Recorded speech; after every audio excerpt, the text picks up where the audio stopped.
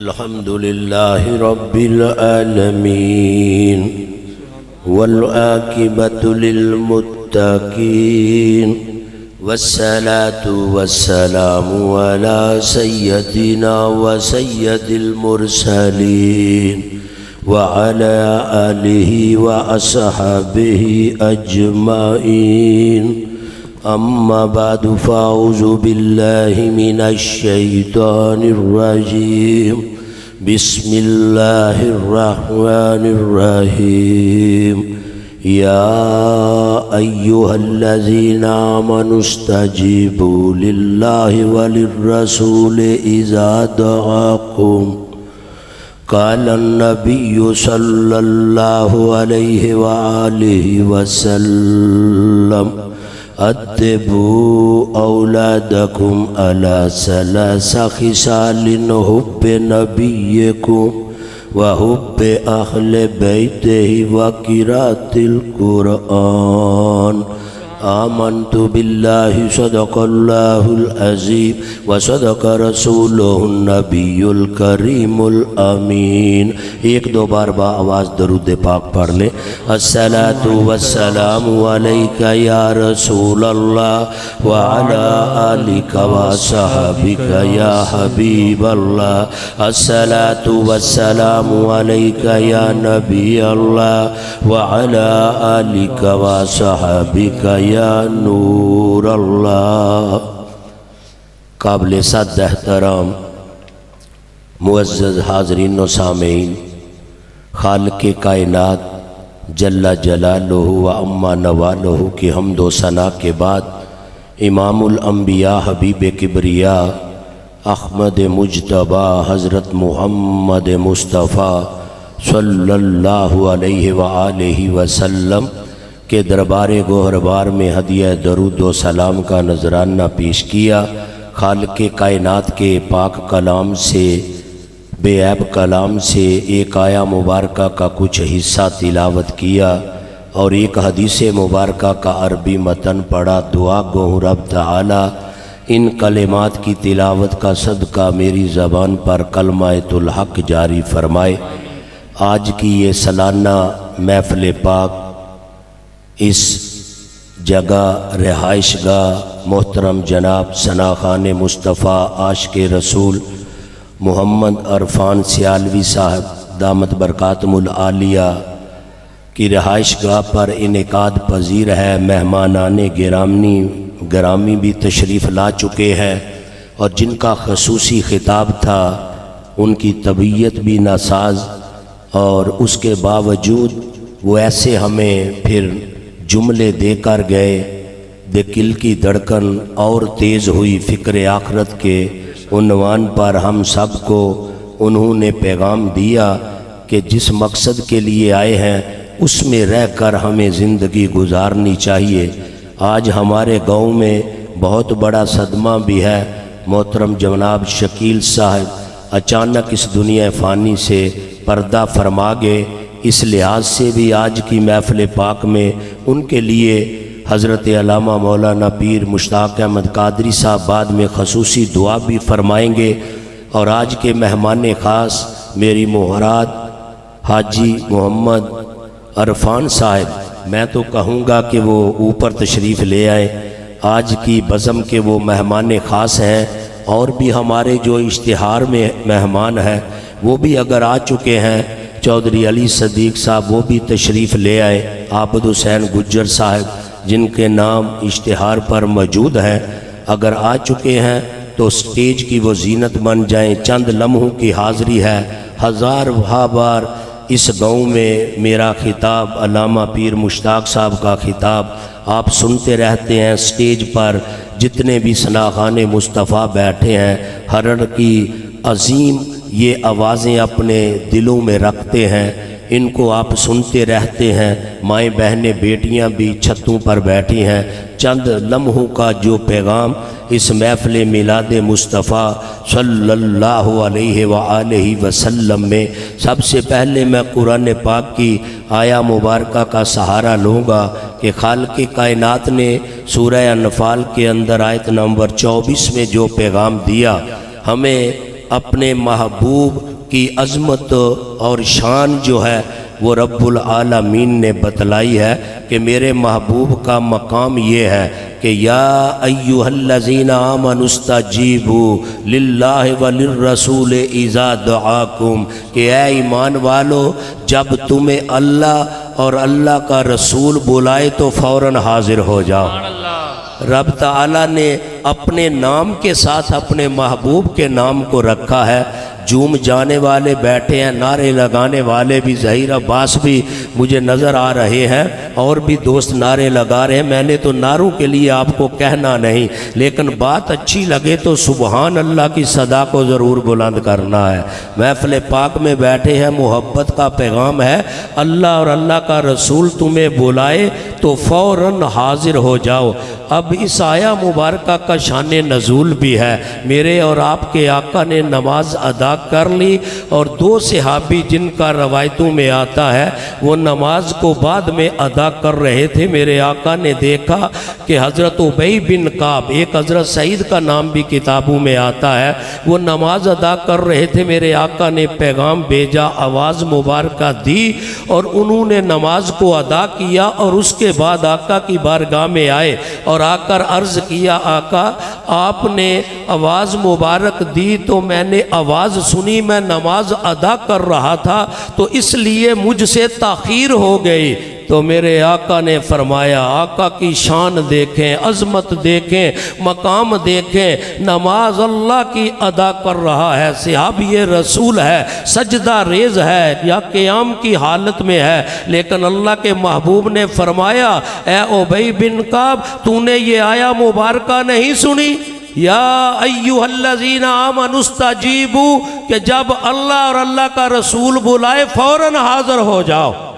मेरी आवाज़ तेरे कानों में गई और तूने आवाज़ को सुना, तूने नमाज को छोड़कर हाजिर हो जाना था, इसलिए कि अल्लाह का कुरान पैगाम दे रहा है, जब तुम्हें अल्लाह का महबूब बुलाए जो भी काम कर रहे हो उस काम को छोड़कर महबूब की बारगाह में हाजिर हो जाओ। ये महबूब की शान है, महबूब का मकाम है कि रब्बुल आलमीन ने अपने महबूब को इतनी शान अता फरमाई। अब जिसने भी, मेरे आका ने जिसको भी बुलाया, जब ये आया मुबारक पढ़ ली, कोई भी काम कर रहा था उसे छोड़ा, फ़ौरन आका की बारगाह में हाजिर हो गया। बल्कि एक इराबी देहाती पेंडू जिसे कहते हैं, उसने सुना कि एक शख्स मोहम्मद बिन अब्दुल्ला वो आया है और ऐलान कर रहा है मैं अल्लाह का नबी हूँ, आखिरी नबी हूँ, देहात में रहने वाला। उसने तैयारी की और आकर अर्ज किया और सोच क्या रखा था, देहाती था लेकिन उसका अकीदा क्या था, ये अकीदा था कि जो अल्लाह का नबी होता है वो होता बाइख्तियार है। वो देहाती था, कुछ और ना जानता था, इतना सिर्फ जानता था अल्लाह का जो नबी होता है होता बाइख्तियार है। जाकर इख्तियार की दलील तलब करूँगा, अगर वो दलील मिल गई कलमा पढ़कर मैं मुसलमान हो जाऊँगा, उसका गुलाम बन जाऊँगा। जब आका की बारगाह में आया, आकर अर्ज किया और दलील तलब की, मेरे आका ने फरमाया तू क्या दलील तलब करता है, क्या मोजज़ा देखना चाहता है? तो उसने आगे से अर्ज किया, वो जो सामने, अर्ज किया वो जो सामने खजूर का दरख्त है उसे आप हुक्म दे वो चल कर आपके पास आ जाए। दलील तलब कैसी की है, जानता था अल्लाह का नबी होगा तो दरख्त चल कर आएगा। अल्लाह के नबी ने फरमाया अच्छा अगर मैंने उसे कह दिया वो आ गया, तेरे बड़ू ने भी ना माना, कंकरियों ने कलमा पढ़ा, अबू जाल ने इनकार कर दिया, अब तू उसके पास जा और जाकर मेरा सलाम कहना और जाकर कहना कि वो जो सामने अल्लाह का नबी खड़ा है वो तुझे अपने पास बुला रहा है। जाकर उसे कहना जो अल्लाह का नबी सामने खड़ा है, वो तुझे अपने पास बुला रहा है। अरे जरा सोचे, क्या दरख्त के कान हैं जो सुन रहा है, दरख्त की आंखें हैं जो देख रहा है, दरख्त की ज़बान है जो बोल सकता है, दरख्त के कदम है जो चल सकता है। अरे वो देहाती जब गया, जाकर आका का सलाम पेश किया, और जब उस दरख्त खजूर के ने आका का सलाम सुना तो वो वजद में आ गया। वो झूमने लगा कि मुझे इमामुल अंबिया बुला रहे हैं। वो वजद में आ गया।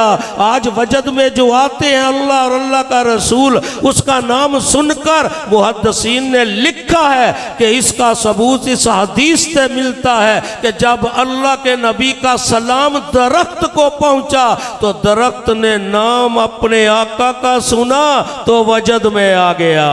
फिर झूमने लगा, कभी दाएं कभी बाएं, कभी आगे कभी पीछे, अपनी जड़ों को उखेड़ा और अपने आप को घसीटता हुआ आका की बारगाह में आकर सजदा रेज हुआ और कलमा शरीफ पढ़ा। बाज रवायतों में आता है अस्सलातु वस्सलामु अलैका या रसूल अल्लाह। इस दरूद की सदाएं दे रहा है। वो देहाती सारा मंजर देख रहा है। जब देखा कि कलमा या दरूद इस दरख्त ने पढ़ा है और सजदा इमामुल अंबिया को किया है, तो अर्ज किया, आका अल्लाह के महबूब, अल्लाह के नबी, मुझे कलमा पढ़ाए, अपना गुलाम बना ले। मुझे कलमा पढ़ाए, अपना गुलाम बना ले।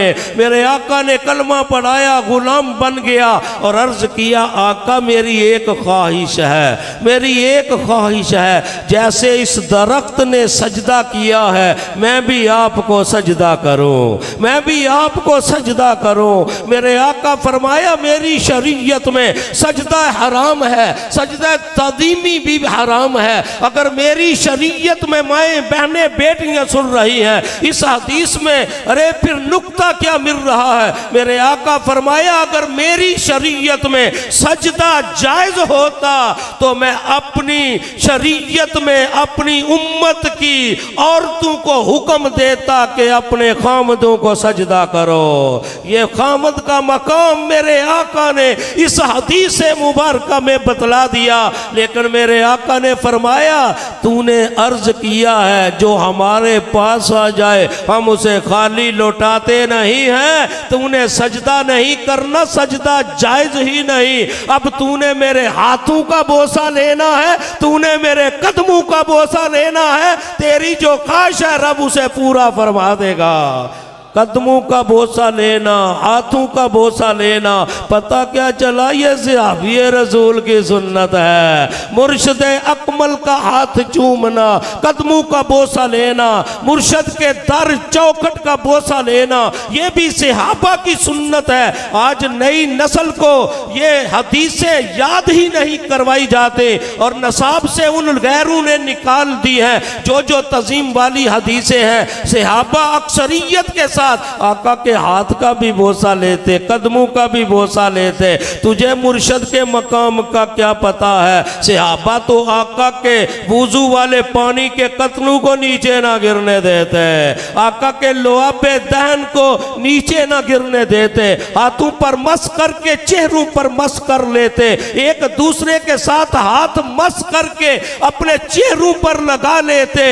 इसलिए कि किसी कस्तूरी में भी इतनी खुशबू न थी जितनी आका के लुआबे दैन शरीफ में थे। जब सहाबा आपस में हाथ मस करके जिस्म पर मस कर लेते, आका के मुँह मुबारक के लिए सहाबा एक दूसरे से बाजी लेने के लिए आगे बढ़ जाते। हमें आका के मुँह मुबारक मिल जाए, संभाल कर रखते।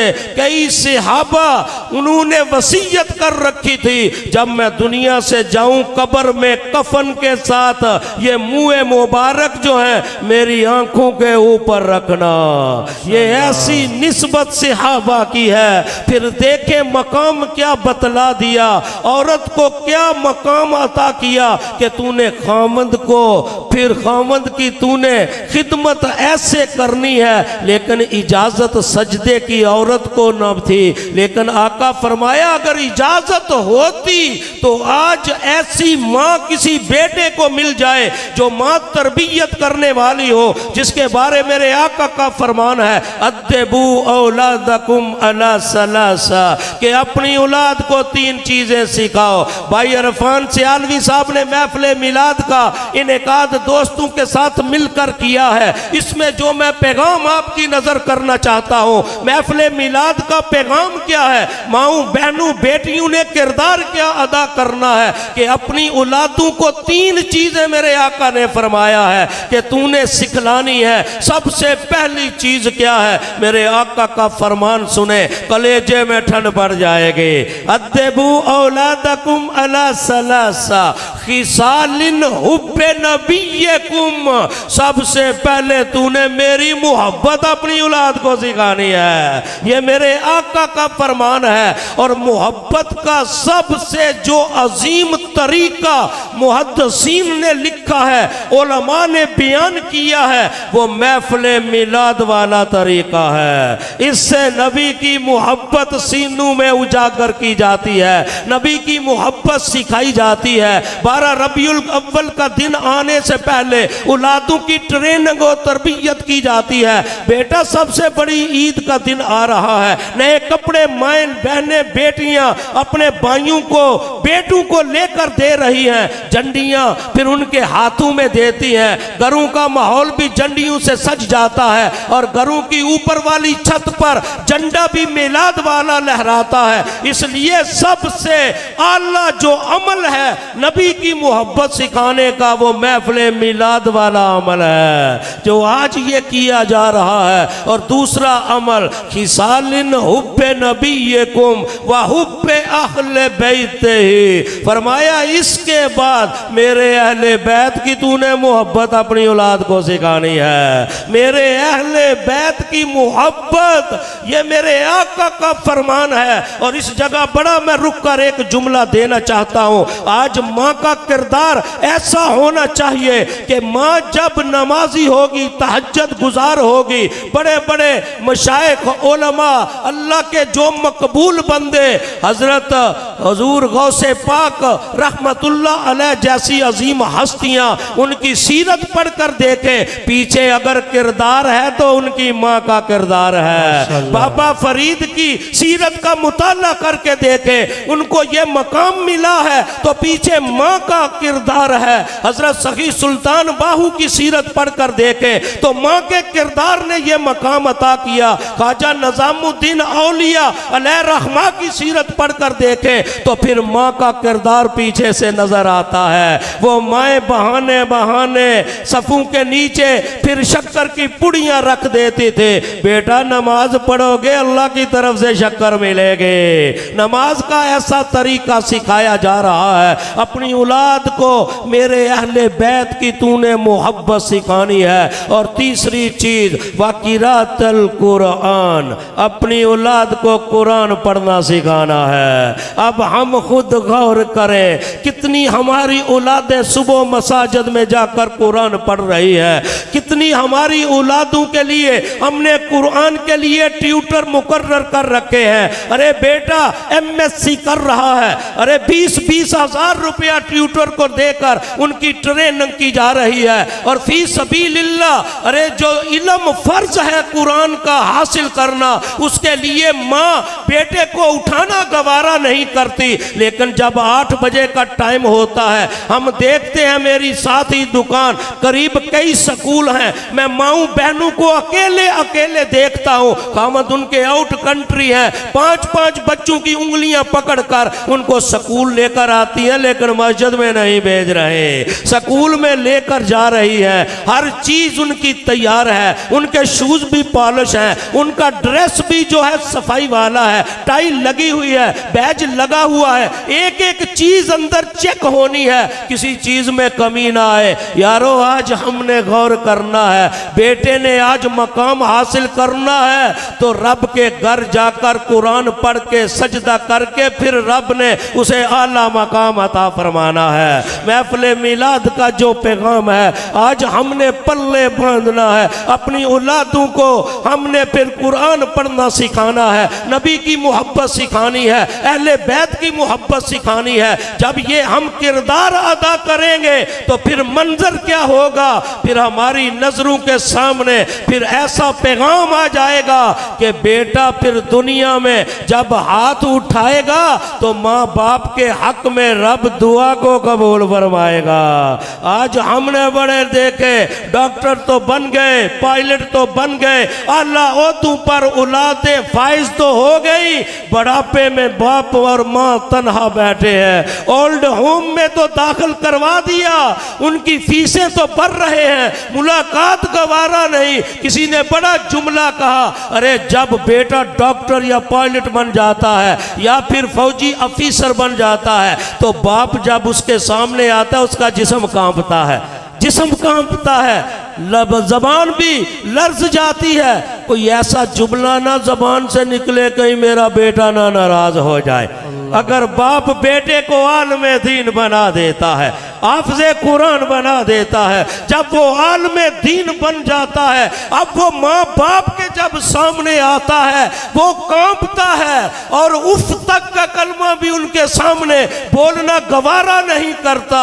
कहीं मेरी ज़बान से उफ वाला बेअदबी का जुमला ना निकल जाए, मेरे माँ बाप मुझसे नाराज ना हो जाए। इल्म आ जाए दीन का तो बेटा डर रहा है, इल्म आ जाए दुनिया का तो बाप डर रहा है। आज सोचना है, हमने अपनी औलादों को कामयाब करना है। बड़ा किसी ने जुमला कहा, आज तू चाहता है कि तेरी औलाद कामयाब हो जाए, उसे दीन का इल्म भी दे, दीन का कवी बना और दुनिया की जदीद टेक्नोलॉजी का इल्म सीखा ताकि वो माल भी कमाए और फिर दीन का काम भी करे, वो दीन के भी कवी बन जाए। मैं खराजे तहसीन पेश करता हूँ मोहतरम अरफान सियालवी साहब, उनकी जितनी टीम है, जितने मेहमान आने गिरामी है, जो दोस्त अहबाब आए हैं, सबको खराजे तहसीन पेश करता हूँ कि उन्होंने महफिल मिलाद मुस्तफ़ा का इनेकाद किया।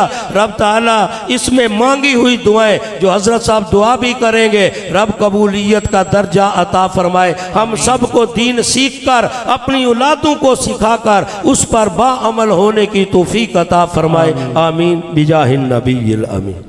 सुभान अल्लाह व माशाअल्लाह। सामने मोहतरम हज़रत अल्लामा मौलाना मोहतरम